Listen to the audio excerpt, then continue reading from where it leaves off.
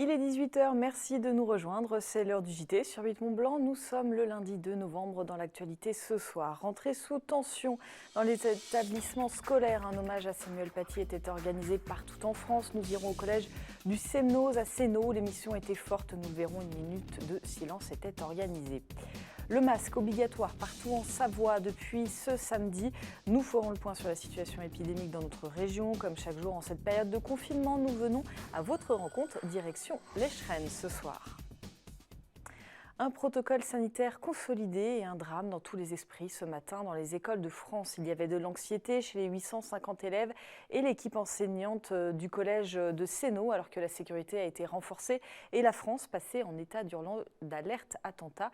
De l'émotion et du recueillement aussi. Élèves et enseignants ont en effet rendu hommage à Samuel Paty ce lundi matin, le professeur d'histoire géo assassiné à Conflans-Sainte-Honorine juste avant les vacances scolaires. C'était la première fois depuis que tous se retrouvaient. Victoria Lopez a suivi l'hommage du collège du Semnoz. Reportage.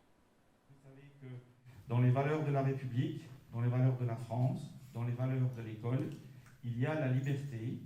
La liberté. Le mot était sur toutes les lèvres ce lundi matin. Un lundi de rentrée pas tout à fait comme les autres au collège du Semnoz de Sénaux, comme partout en France. Ils seront citoyens et ils doivent savoir ce qu'est une démocratie libre, quels droits leur confère, quels devoirs leur impose la souveraineté de la nation.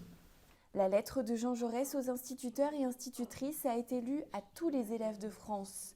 Ils ont observé une minute de silence pour rendre hommage à Samuel Paty. L'assassinat du professeur d'histoire-géographie à la veille des vacances scolaires a provoqué une onde de choc. Il y avait beaucoup d'émotions dans l'établissement ce matin, mais nous avons à cœur d'accueillir les élèves et puis de leur transmettre encore plus, compte tenu de l'actualité, les valeurs qui sont celles de la République et qui sont celles de l'école. C'est ce que nous faisons tous au quotidien, mais nous allons prendre le temps, après aujourd'hui cet hommage, de travailler au fond, ceci avec les élèves, de façon à en faire des citoyens éclairés. Un travail pour faire comprendre le terrible attentat de Conflans-Sainte-Honorine, mais aussi celui de Nice aux collégiens. Sur les murs, la liberté, celle de penser et de s'exprimer, s'affiche partout. Moi, j'ai pas l'impression que ça va être très compliqué. Hein. On a quand même une population d'élèves qui est très au fait, qui a à cœur de respecter toutes les valeurs dont on a parlé ce matin. C'est ce qu'on fait aussi au sein de l'établissement régulièrement, hein, quand il y a des conflits, quand il y a des disputes, quand il y a des petites histoires, des petites problématiques entre élèves. C'est des valeurs qu'on met en avant au quotidien.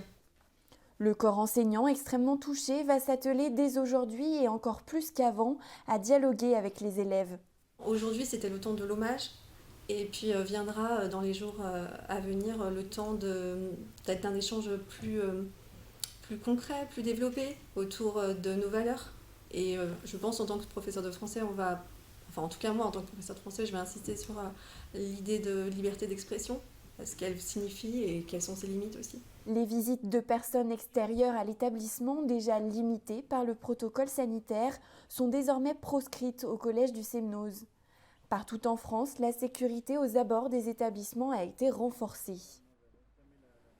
Et après l'assassinat de Samuel Paty et l'attentat de Nice la semaine dernière, Emmanuel Macron a annoncé le passage de 3 000 à 7 000 militaires sur le sol français dans le cadre de l'opération Sentinelle. Ce matin, très tôt, de nombreux chasseurs alpins du 27e bataillon des chasseurs alpins ont ainsi quitté le quartier Morel pour renforcer la sécurité de plusieurs points sensibles du territoire. On écoute le colonel Yvan Morel, chef de corps. Notre métier, c'est d'être prêt au service de nos compatriotes. Et donc c'est ce que nous nous efforçons de faire. Être prêt, ça veut dire être disponible, protégé du virus. Et puis être disponible, c'est aussi être déployé. C'est ce que nous avons fait là tôt ce matin avec une partie de nos unités qui sont parties renforcer le dispositif Sentinelle. On sera déployé en complément de l'opération Sentinelle en région parisienne, en région Auvergne-Rhône-Alpes, partout où en France il y a une nécessité à renforcer la protection des écoles, la protection des lieux de culte, la protection des lieux publics. On a adapté nos organisations, on ne peut pas faire comme si le confinement n'existait pas pour nous. On est très attentif à nos familles, très attentif à chacune de nos activités. Mais moi je témoigne qu'on peut encore continuer à s'entraîner, à faire en dépit des mesures de protection pour que demain nous soyons encore prêts. Bien sûr tous nos effectifs n'ont pas été déployés. On a encore des effectifs ici qui s'entraînent, qui sont prêts en cas de besoin.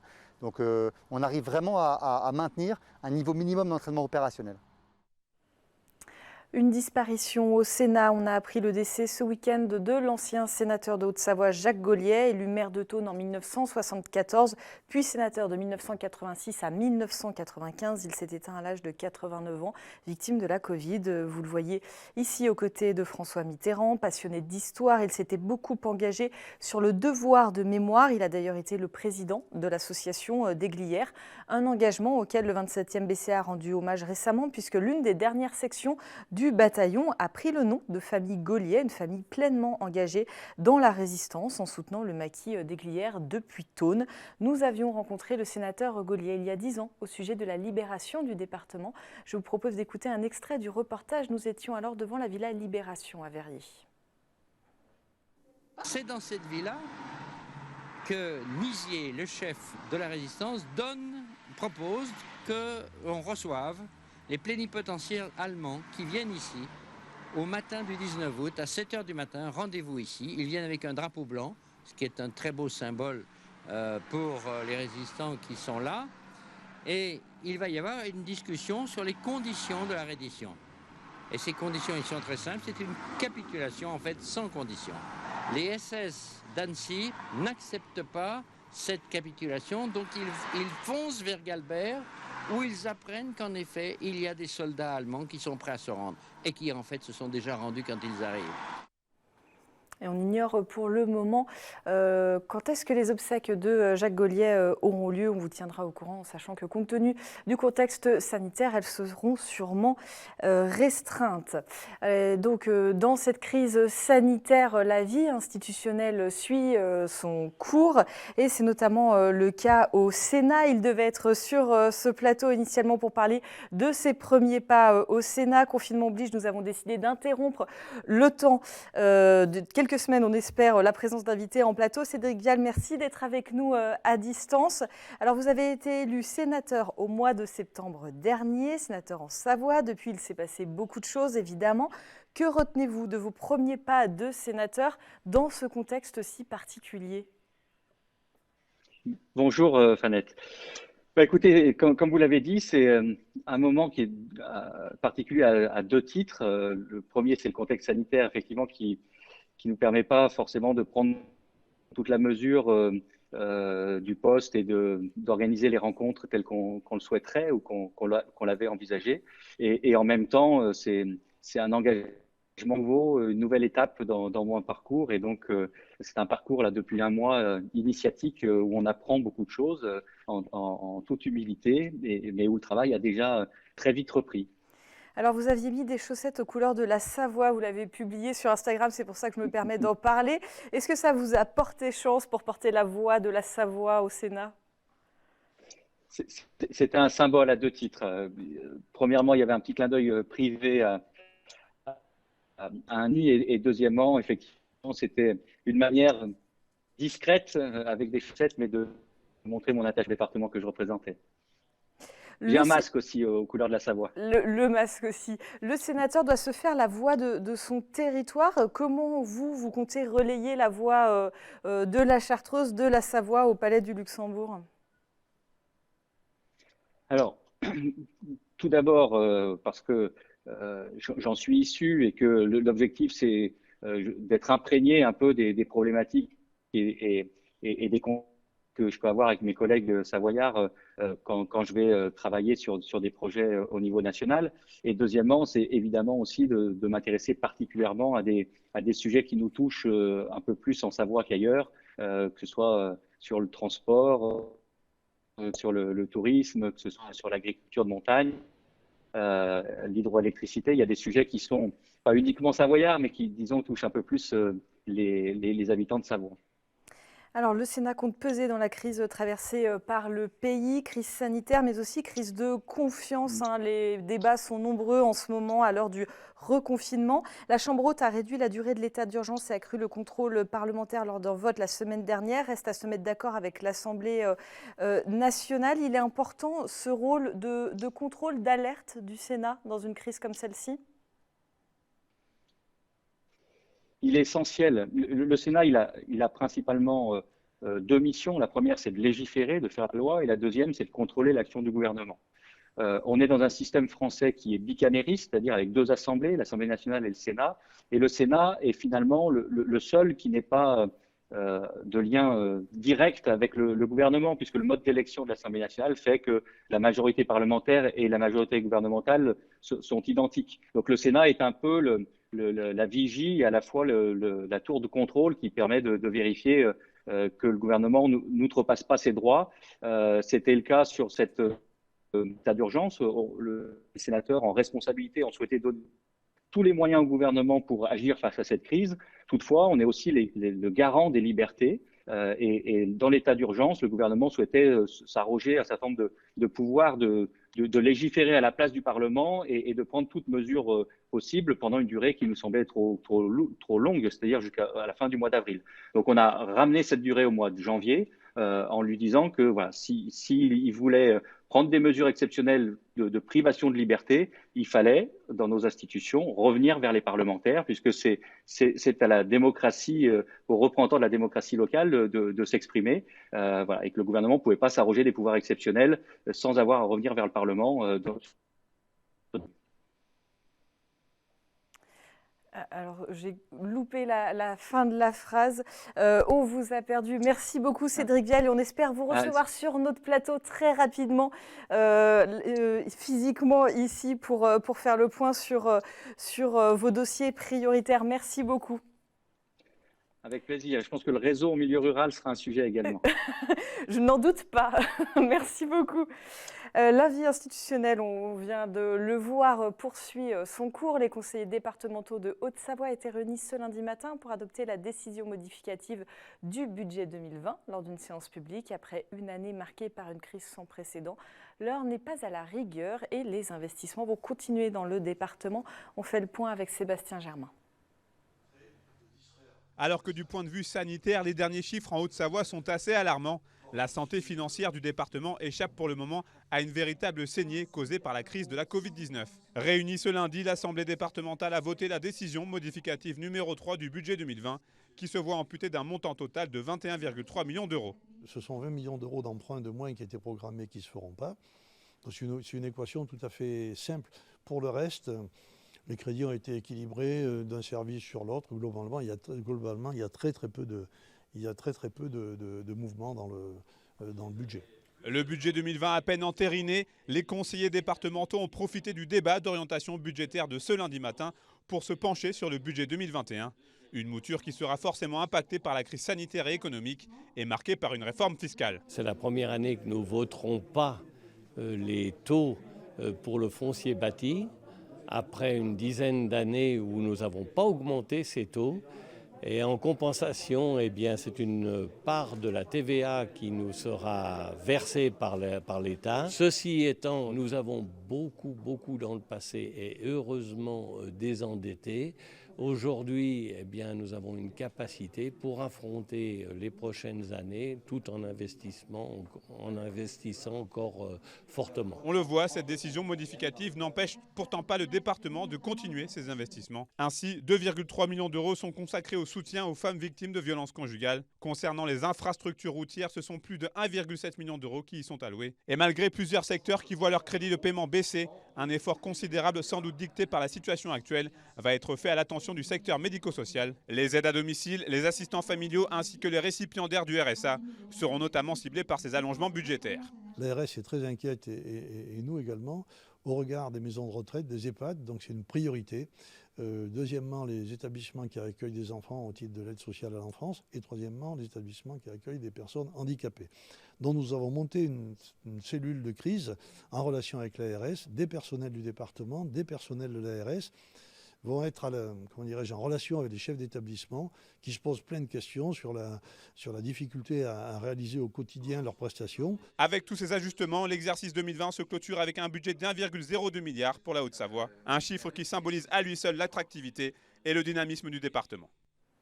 Et j'ajoute que le début de séance a été marqué par un incident. Plusieurs personnes avaient choisi de participer à cette séance publique pour interpeller l'exécutif au sujet de l'avenir de l'aéroport de Mété, propriété du département. Le bail de la concession doit être renouvelé pour 15 ans. Une requête refusée par Christian Monteil. Le groupe d'une dizaine de personnes a donc quitté la séance. Le nom de la société qui a remporté l'appel d'offres pour le futur bail sera choisi lundi prochain en commission permanente. Des indicateurs en hausse et des autorités en alerte, c'est en résumé ce qu'il faut retenir du point presse organisé vendredi soir par le préfet de Haute-Savoie, Alain Espinasse. Le taux d'incidence au 30 octobre en Haute-Savoie était de 770 pour 100 000 habitants contre 339 il y a une semaine. Il s'élève à 635 pour les plus de 65 ans. La moitié des EHPAD du département est touchée par l'épidémie. En ce moment, 295 personnes sont hospitalisées, dont 32 en réanimation, le double d'il y a une semaine. Les capacités au niveau régional sont sous tension. Bref, une détérioration de la situation sanitaire qui explique notamment le reconfinement et la déprogrammation de très nombreuses opérations dans les hôpitaux et cliniques. On écoute quelques réactions.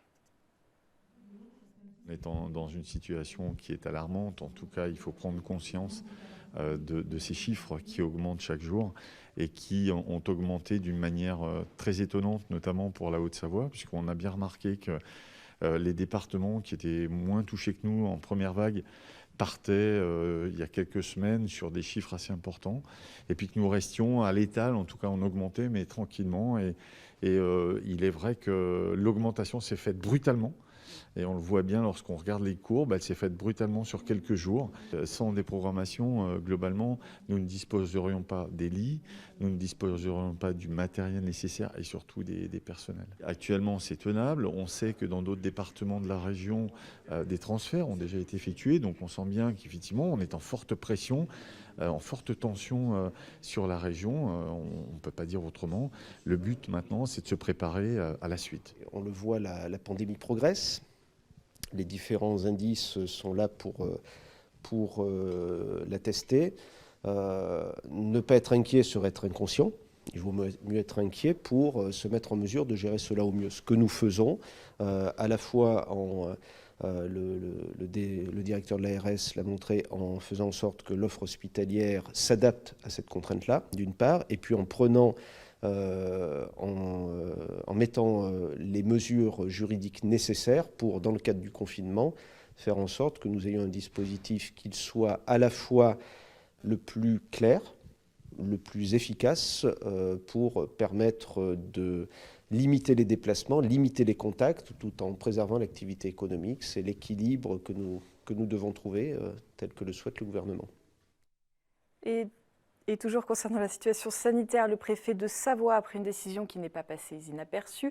Le port du masque est désormais obligatoire sur l'ensemble du département, une décision qui a pris effet samedi et qui s'applique à toutes les personnes de plus de 11 ans et qui s'applique donc dans les Bauges. Nous avons décidé à l'heure du confinement de venir à votre rencontre chaque jour pour vous donner la parole.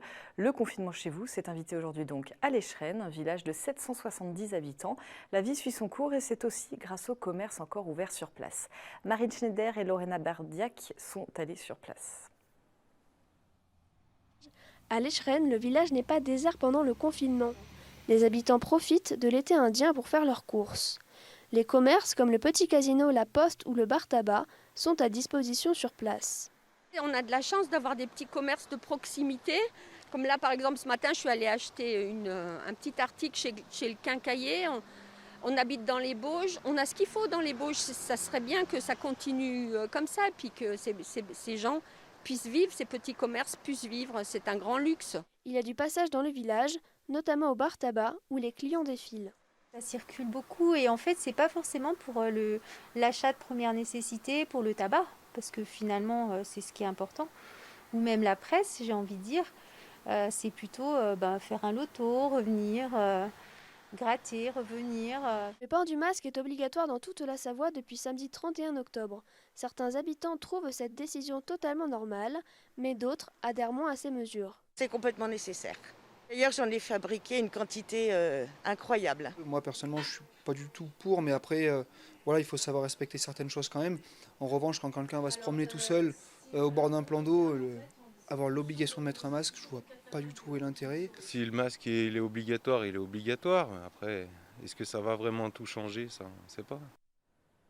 Et dans cette période sanitaire intense, les sociétés d'autoroutes ont décidé de se montrer solidaires. Dans notre région, le groupe APRR et ATMB ont décidé de rembourser les frais de péage aux professionnels de santé. Si vous êtes concerné, soignants, administratifs, secouristes ou encore bénévoles, n'hésitez pas à contacter le service client. Lors de la première vague pour le groupe APRR, 300 000 trajets avaient été remboursés, 2400 personnes concernées sur le réseau des autoroutes et tunnels du Mont-Blanc. Et à Chambéry, alors que le port du masque est désormais obligatoire pour les enfants de plus de 11 ans à l'école, la ville a organisé une distribution. Les 2800 élèves scolarisés dans les 18 écoles élémentaires publiques de la capitale savoyarde ont reçu deux masques jetables et un masque en tissu lavable, soit près de 11 000 masques distribués. On parle sport. Le parcours du Tour de France 2021 a été dévoilé ce dimanche soir. Après plusieurs éditions assez innovantes, les organisateurs ont choisi de revenir à quelque chose de plus classique, avec notamment 2 étapes contre la montre individuelle. La caravane et le peloton feront étape pendant 4 jours en Savoie-Mont-Blanc l'année prochaine. La 8e étape entre Oyonnax et le Grand Bornand proposera aux coureurs le col de Rome et le col de la Colombière. Le lendemain, pour la 9e étape entre Cluses et Tignes, le col des Saisies, le Cormet de Roseland et la montée finale vers Tignes seront au programme. Tignes qui sera d'ailleurs le théâtre de la première journée de repos. Enfin, le 6 juillet, le départ de la 10e étape sera donné depuis Albertville pour rallier Valence. Serge Rovial, le maire de Tignes, est avec nous pour une réaction. Bonsoir, merci d'être avec nous.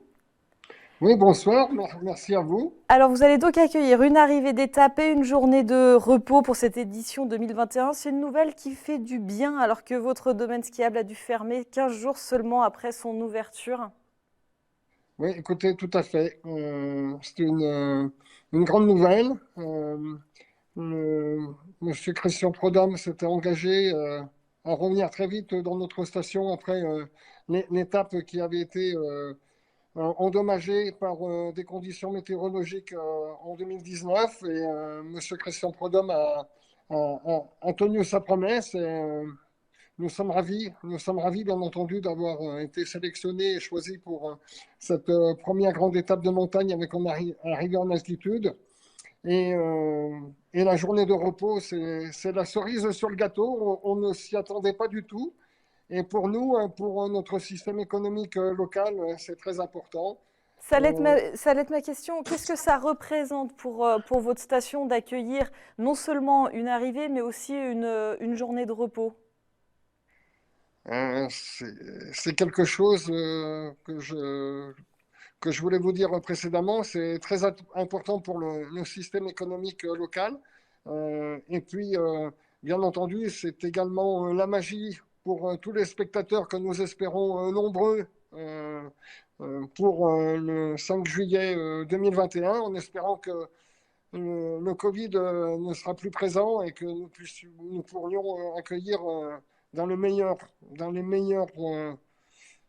meilleures choses possibles tous les amoureux du Tour de France. Bien entendu, ça a également une image et un vecteur de communication mondiale et nous sommes très fiers.